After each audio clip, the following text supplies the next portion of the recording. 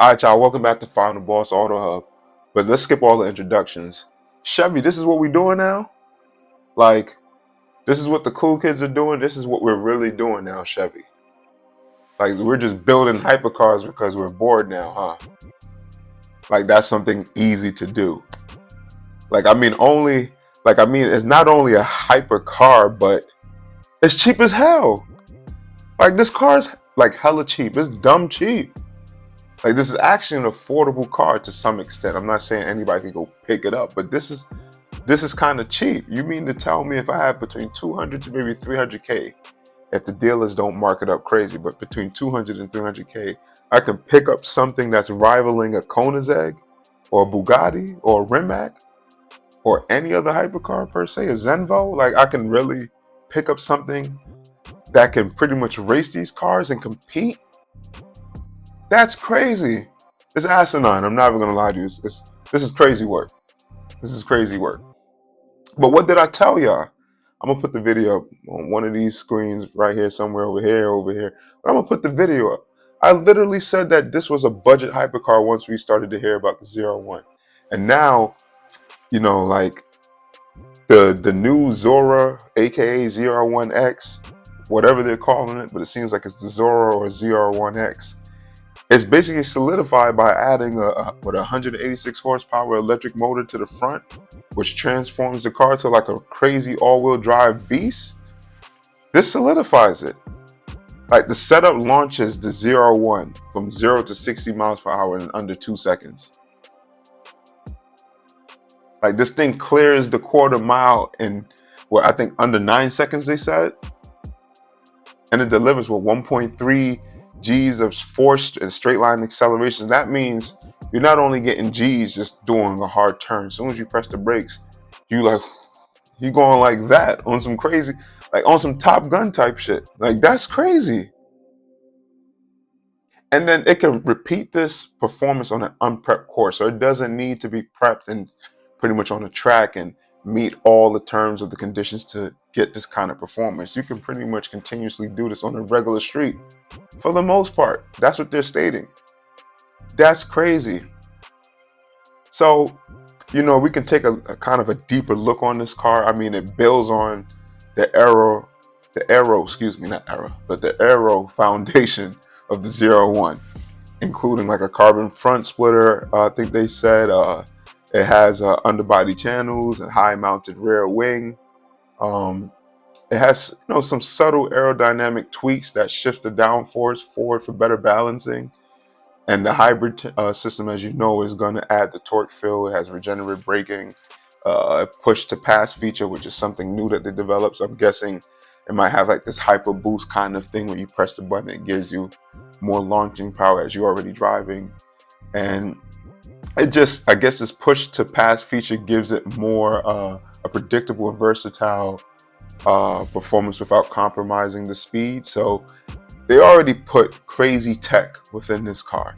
It's not just hey, here's the ZR1 and then here's the Zora and just give it more horsepower. It seems like they're going all and about and giving it more tech and aero and things like that to push the car to another level. I mean, from what I'm reading, it basically stating that it retains some of the ZR1 suspension and carbon ceramic brakes, but the interior is different. They changed the interior. It has a new digital interface. It's more interactive. It's more a little bit more futuristic. So it seems like Chevy is really taking it to the next level, and they were serious about this project. They wanted to show people their capabilities. And like, forget all this car stuff. Like, listen, man, I think this is hella fire. This is crazy. I mean, Chevy literally just changed the auto world as we know it. Like, you normally will have to be like some sort of an elite person, basically someone with like FU money, right? That can just go and purchase a car with this type of performance. Because it would normally be in the millions. You can't just get a car that performs like this and it's like a regular supercar. This is Bugattis. This is Zenvos. This is Koenigsegg's. This is Rimac. These are different performing cars. And now you made it, somewhat available, like with someone who saved a bit, who really has a good job. and in the right time, in the right place, can possibly go and treat themselves and purchase a vehicle like this. Granted, if dealers don't kill it with the super markups, because they like to do BS like that. Let's hope they don't do that. But someone in that feature, that's middle class at least, who really did a little bit of good for themselves, can possibly purchase something like this. I think this is awesome. I think this is just different. And I think this put pressure on the auto world in different ways. Like, let's kind of get into it. Like, let's cut the lights on. I think this may or could push other automakers into making more budget-friendly supercar or hypercars. You see that Chevy's doing it. Chevy's getting praised for it. Chevy's getting super buzz. Chevy's stock is probably going to jump. Chevy's, how can I say, just going to make real money off this car if they do it the right way. And this may push other automakers to be like, hey, let's go make a budget-friendly supercar. It's not going to be super cheap, but it's going to be more available to a person who's did a little bit good for themselves. Or let's try the same thing Chevy did and do a hypercar. Who knows? But I think this may push the auto world, or could push the auto world in this direction. I think this may cause, other hypercar makers to have issues with Chevy. Make it hard for them, just be not too friendly with them, because now someone who's doing somewhat well, maybe a little bit higher middle class, can really go and purchase a vehicle like this for themselves and go and rival those other hypercar manufacturers. They can go and pull up in a 01 Zora and race a Koenigsegg or a Rimac or a Bugatti and do, maybe hang with them and do pretty well for themselves. Who knows? But someone can literally have hypercar performance that normally the most elite person would normally have access to. And now someone who's making maybe $200,000, $300,000, $400,000 a year, got some stuff saved up, got good stock options, can go purchase this. It's just a more available car. That's crazy. So I think this may, kind of give a Chevy or Chevrolet, I should say, a little bit more heat with their colleagues in the hypercar circuit, I should say. But on the flip side, right? And I hope I'm not all over the place in this video. I'm just actually excited about this. But on the flip side, this also shows like the true engineering capabilities of Chevy. Like, let's be honest, like when you hear somebody going to make or going to do a rebuild or a resto mod or do something like that of that nature for rebuilding another car or old car, once you hear that, most likely you're hearing, or you're going to think about, most likely this engine transplant is going to be an LS swap.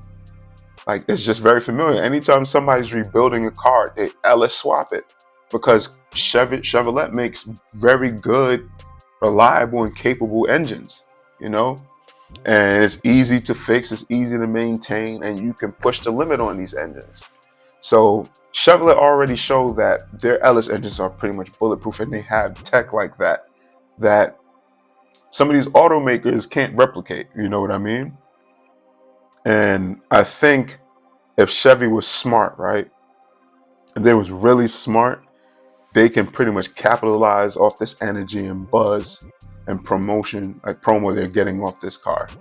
Like, I feel like if they were smart, they would take some of this engineering. I'm not saying make every car in your stable a hypercar or supercar, but like, imagine if they take the Malibu or the Impala and give it some European styling, like what they did with the new C8.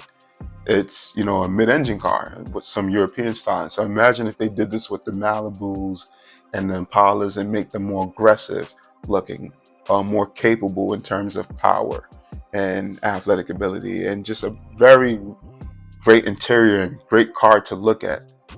Like, they would really capitalize off the Zora and doing these things to the other cars in their stable and making their brand a little bit more sorted after. So, if Chevrolet was smart, they would kind of start looking at the Malibus and the Impalas and make them more European style and make them aggressive looking, make them more athletic, more capable, and then try to push them out as quick as possible as they're coming out with the Zora, And And I think that would help propel the company into another level, and help people respect the company more and might be more interested in buying the company, especially folks here in America. They might just be like, hey, I'm about to get this new Malibu. You see that shit? You see how they made it? This joint look like a coupe, but it's really a sedan. It's fast as hell. It goes around corners. Like, just think about that. Hey, Chevy, if you need some ideas, I'm here. I'm here. I know I'm just some low upcoming YouTuber, but I'm here. I'm a car head. I can give you some ideas. Or if you need someone to test the Zora on the street in a more urban environment, I'm here. Just saying, I'm here. I'll take a week off to film a crazy video on that car if you give me a shot. Trust me.